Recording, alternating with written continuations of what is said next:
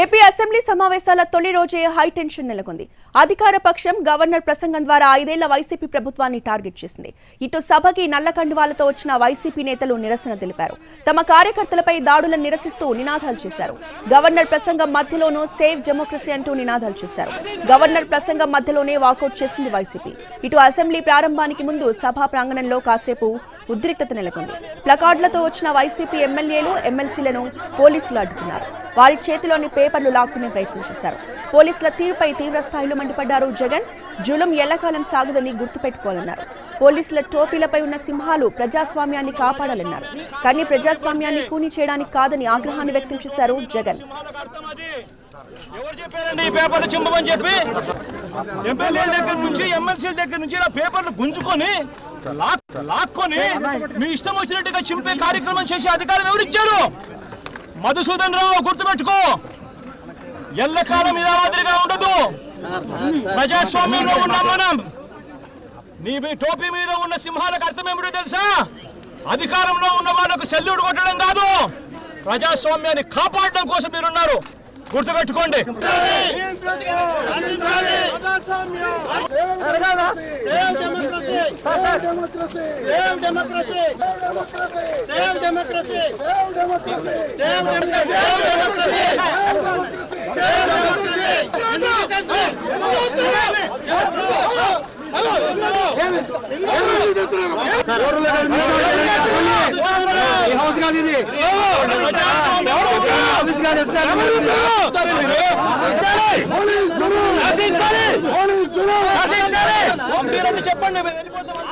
AP assembly సమావేశాల తొలి రోజే హై టెన్షన్ వాతావరణం నెలకొంది. అధికార పక్షం గవర్నర్ ప్రసంగం ద్వారా 5 ఏళ్ల వైసీపీ ప్రభుత్వాన్ని టార్గెట్ చేసింది.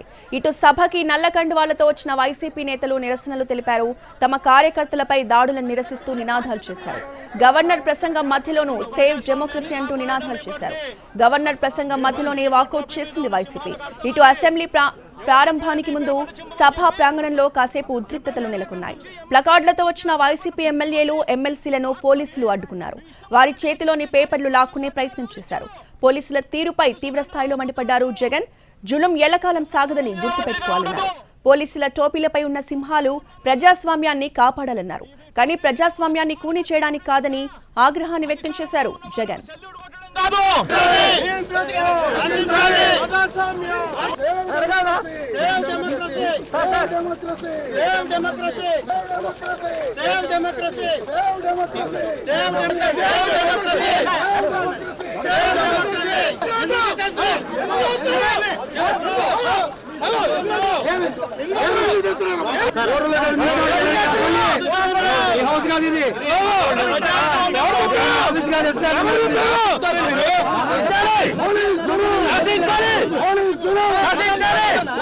చెప్పండి, వెళ్ళిపోతాము.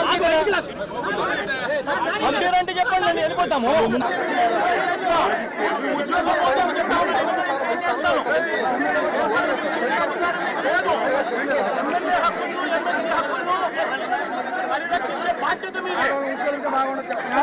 ప్రజాస్వామ్యాన్ని కాపాడడం మీ బర్ది. మీ టోపీ మీద ఉన్న సింహాలకు అర్థం అది. ఎవరు చెప్పారండి ఈ పేపర్లు చింపమని చెప్పి?